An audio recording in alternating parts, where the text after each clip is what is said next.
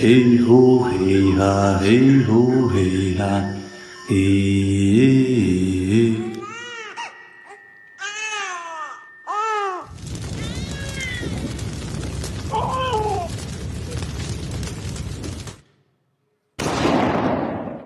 Te assustei? Prazer. Morte sobrevivente. Já pensou ter que vir ao mundo e saber que sua vida será marcada por conflitos e lutas?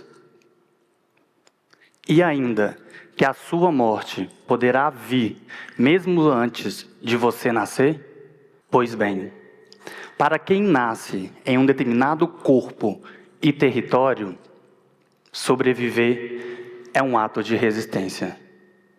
Guerrilhar por terra é manter a vida, porque para nós, indígena e território estão indissociáveis. Quando um desaparece, o outro também sofre. Eu escolhi lutar e sobreviver. E hoje estou aqui para compartilhar os motivos dessa resistência. De onde eu vim, à primeira vista, parece ser um lugar áspero e seco. Mas, na verdade, é a minha casa, que é também a sua casa. O Cerrado, que carrega uma imensa riqueza natural. Sou Caxixó, nativo do Rio Pará, localizado na região centro-oeste mineira e pertencente aos municípios de Martinho Campos e Pompéu. Eu venho do lugar onde nasce o piqui, onde nasce o ipê e cantam os sabiás. Minha terra guarda memórias, espiritualidade e saberes que nos definem enquanto povo. E por falar em povo, vocês sabiam que, segundo o último censo de 2022, no Brasil existem cerca de 1,6 milhões de indígenas, distribuídos em 311 povos e falantes de 274 línguas diferentes. Isso significa que a população indígena do nosso país é maior do que a população de alguns países do mundo. E mesmo assim, muitas vezes, temos a nossa diversidade de costumes e línguas reduzidas a um estereótipo.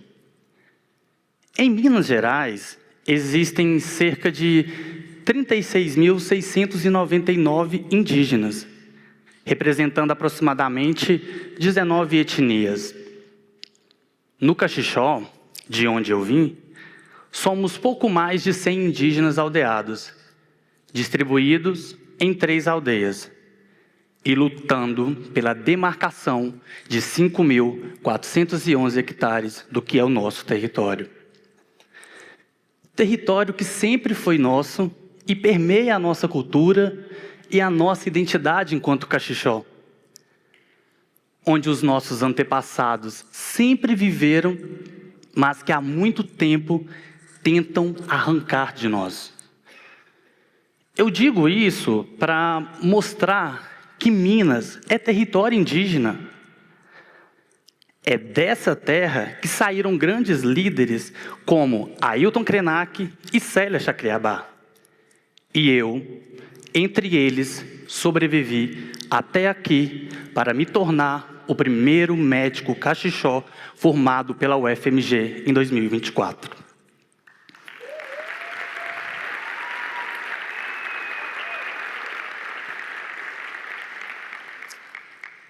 Cada passo que dei na universidade foi um desafio diário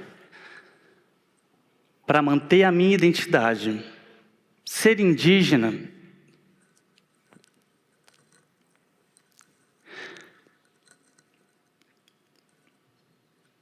quando a gente é indígena,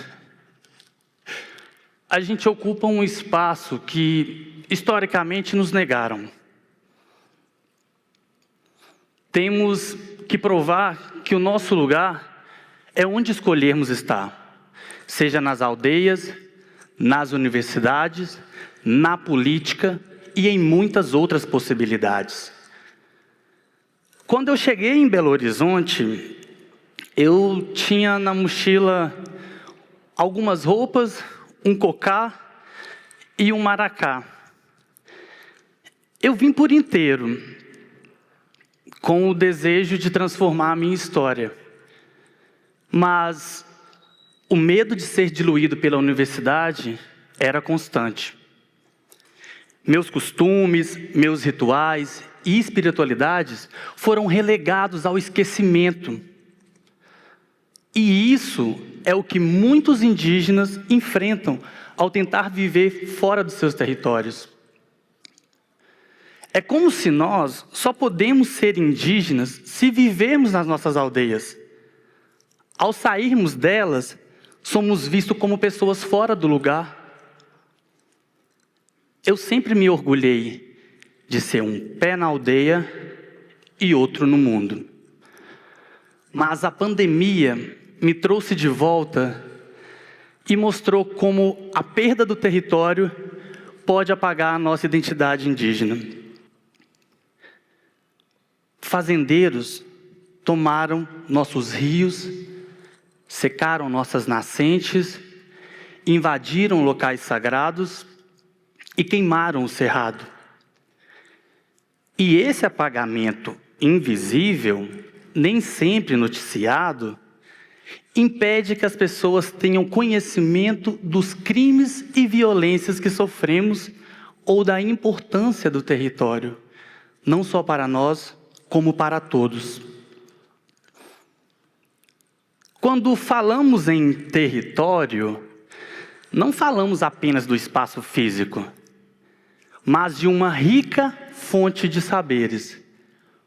Cada rio que desaparece leva embora histórias, práticas de cura, cantos e rituais que nos definem enquanto povo.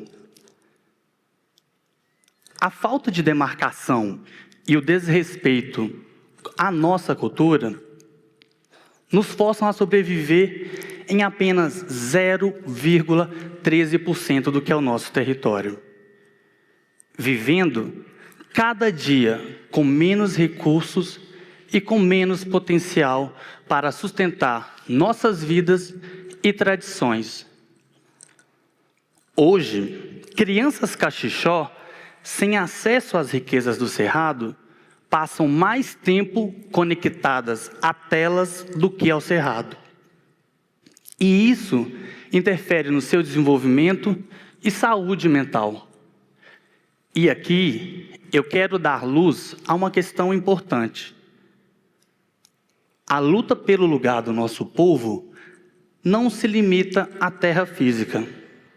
Estende-se também à conquista de um lugar digno nas políticas de saúde. Os dados nos mostram a gravidade dessa situação. Um estudo publicado na The Lancet em 2023 indica que a taxa de suicídio entre indígenas é 3 vezes maior do que se comparada a jovens brancos, com 64% dos casos ocorrendo entre 10 e 14 anos de idade. No povo Machacali, aqui do estado de Minas Gerais, apenas 2,4% dessa população chega aos 60 anos de idade. Já a taxa de mortalidade de crianças entre 1 a 4 anos é 30 vezes maior se comparada a municípios vizinhos. Esse dado evidencia não apenas o peso de ser morto sobrevivente, mas também o esquecimento do nosso povo nos sistemas de saúde. Agora, eu quero que vocês se coloquem no lugar do sensível. A luta pela terra vai além da demarcação. Ela garante o espaço onde nossas crenças, rituais e saberes que são transmitidos de geração para geração. Cada passo dado na linha de frente da resistência teve um preço. Pessoas se colocaram na frente para que eu e outras pessoas pudessem chegar até aqui, existindo como cultura, memória e futuro. Na cosmologia indígena, a natureza e o nosso território não estão separados. Somos um só organismo. E por isso, a nossa existência não é completa sem a preservação dos nossos territórios. Vamos pensar juntos. Preservar florestas é, portanto, preservar as nossas vidas. Vocês ouviram que manter as áreas verdes em pé é uma forma de preservar os saberes do povo. Mas, além disso, também ajuda a equilibrar o clima e protege contra várias doenças.